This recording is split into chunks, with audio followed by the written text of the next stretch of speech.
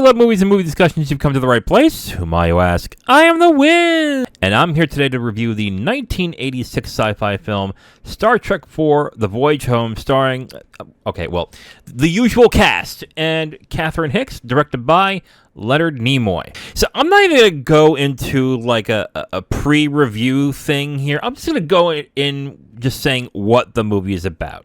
Living in exile on the planet Vulcan, the ragtag former crew of the USS Enterprise steal a starship after receiving a planetary distress call from Earth, which is a space probe has entered its orbit around Earth, disabling global power on the planet and evaporating the oceans. Captain Kirk, Spock, and the rest of the officers travel back in time to retrieve non-extinct humpback whales, which Spock has deduced will communicate with the probe and send it away from Earth. Okay, now do you see why I decided to forego my pre-talk on the review? So the first thing I have to point out is that the premise is goofy and ridiculous. I know it's sci-fi, so let's get past that, but what in the last three movies would you actually deduce by saying that, okay, so this is something that I would expect from a Star Trek story. They come back in time to capture some whales to talk to aliens. What? Wait, hold up. So on the face of it, it is so goofy and ridiculous that it's kind of like, what are they thinking? And yet, it works because it doesn't take itself seriously in the slightest. This is actually a pretty goofy and funny type of movie that is charming and it is funny, but it's funny because it's obviously not taking itself seriously in the slightest. There are many funny, not that there are like really laugh out loud hilarious things going on in the movie, but it's in that cute tongue-in-cheek way where it's like, oh, okay, they're not taking themselves that seriously, so you can just turn your brain off and just have a good time. Like, there's some examples, like, when they first get into, like, San Francisco in the movie, you would think that there would be some culture shock or people would think they're crazy, but again, it's not taken seriously at all, so it kind of not that it makes sense, but it's kind of like in the spirit of the film where we're not taking it too seriously, we're not thinking too deeply about it, because let's face it, if they came from the future and they were able to detect that, the government would probably take them away and shoot them or put them on a black site or something. So I guess that's good that they didn't do that in this movie, because who would want to see Captain Kirk in a black site? That would not be interesting at all. Actually, that kind of would be. So, yeah, I think the overall tone of the film, the way that it treats the entire story, it is funny. And because it's not taken seriously at all, you can do other kind of ridiculous things in the movie, and you just go with it. Like, for example, Spock, when he's in San Francisco, has a headband over his head covering his ears, and it just looks so weird. But everyone's like, oh, yeah, that's the fashion these days, I guess. I'm like, what? It's like, what is this? So, I had a good time with this movie, I'm not going to lie. I thought this was cute and kind of funny. But what I will say is I still would have preferred a movie like the last two over this. As much as I had a good time, I am a little bit disappointed that this wasn't something along the lines of 2 and 3. Because I was really expecting this to be a little more serious and to have a little more intrigue and drama, but there was none of that in this movie. It's all about saving two whales to save the Earth and to actually just tell a different story. This is very much an activism movie, it feels like, and I do find that a little odd, but I'll get into that in the footnotes. Speaking of, let's get into it. Let's get into the footnotes for Star Trek IV: The Voyage Home. And my first point is basically this. If this movie was made today, it would be considered woke. Now, God, man, I hate that word.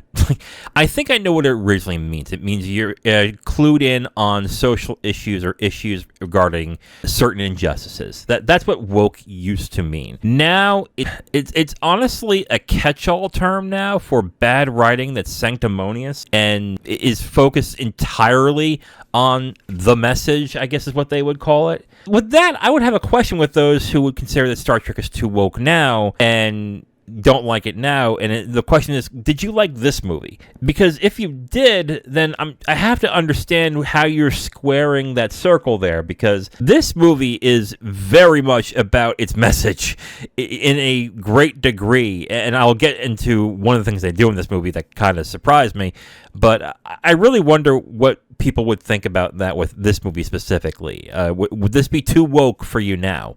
Let me know in the comments. And my second point, so what would a Trekkie purist consider a proper Star Trek story? With a lot of other films, with a lot of other film series or a lot of other stories, there's always a group of people who consider themselves purists, that the story has to be a certain way for it to be that story. An example would be, I think a Star Wars purist would balk at a Star Wars movie that was a romantic comedy. Or let's say like a Lord of the Rings purist would consider it being a very gory, very disturbing type of film to be not what they would consider a Lord of the Rings movie. I guess this kind of fits with number one too. So I guess if you're in the comments, let me know if you are a Star Trek purist, what would you consider to be a Star Trek movie? Because this movie works, which then gives me the question of, so what exactly is a Star Trek story? Because I would think that something like this, as goofy and as message-laden as it is, I would say would probably piss off some Star Trek fans. But I'm looking at the reviews right now, and it seems like they like this. So sound off in the comments. And just bear in mind, you're talking to somebody who hasn't watched any of the TV shows. So bear that in mind if you say, oh, you obviously don't know what Star Trek is. Yeah, obviously. I know that. So save that comment at least. So what to you is an actual Star Trek story? If you are a Star Trek purist, let me know. And my third footnote, I got more footnotes in here than points. So Sulu was born in San Francisco? Not exactly subtle, are they? I think you know what I'm trying to say here. So I thought that was kind of funny. When Sulu said, I was born there, I'm like, huh. It's like, okay, sure. I don't know if the K was out around that time. Again, I'm a Star Trek newbie, but I think that's not so subtle there.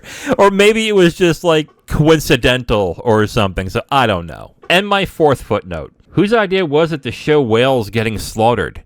Okay, so there is a point in the movie where they are at the whale emporium, or I think it's like a museum of sorts, where they're showing videos of literally whales getting slaughtered by whalers, getting cut open, getting impaled, and I'm like, what the hell? It's like, that's a little extreme, isn't it? Like, literally, they're getting cut open in this scene. So I was kind of like, whoa, okay. So if that doesn't tell you this is a message movie, I don't know what else will tell you that. So overall, surprisingly, I'm going to recommend Star Trek for the Voyage Home. This is very different from the last three. It's a lot more goofier. It's funnier in some spots. It's really not to be taken seriously. But I thought it was a good time. Would I have preferred the movie to be more like the last two I watched? Yes, absolutely. I would have definitely preferred that. I ended up enjoying this movie despite it, and I thought that this was a fun, good time. So overall, I'm going to recommend Star Trek for the Voyage Home. It's on Paramount Plus, blah, blah, blah. If you know where to go, you know where to go to get that. So there you go. Now, if you want my full review on this movie, you can go to my website at IamTheWiz.com. You'll have my full written review right on the site, along with a link to the video that has this review that you've just listened to. All right, so for Tuesday, I'll be reviewing The Straight Story, directed by David Lynch. Thursday, me and Zero are going to be reviewing Easy Rider, directed by Dennis Hopper. And on Saturday, I'll be continuing watching more Star Trek movies, which goes into the next one, which is Star Trek V, The Final Frontier, directed by William Shatner. Okay, wow. So when does DeForest Kelley direct one? Did he direct one? I guess sound off in the comments or let me know on social media. Is there something in the contract for the actors where they get to direct episodes or movies at a certain point? Or is this just Shatner and Nimoy? Let me know. Again, Tuesday I'll be reviewing The Straight Story, directed by David Lynch. Thursday, Easy Rider, directed by Dennis Hopper. And Saturday, Star Trek V, The Final Frontier, directed by William Shatner. I am The Wiz, and I'll talk to you next time. Bye.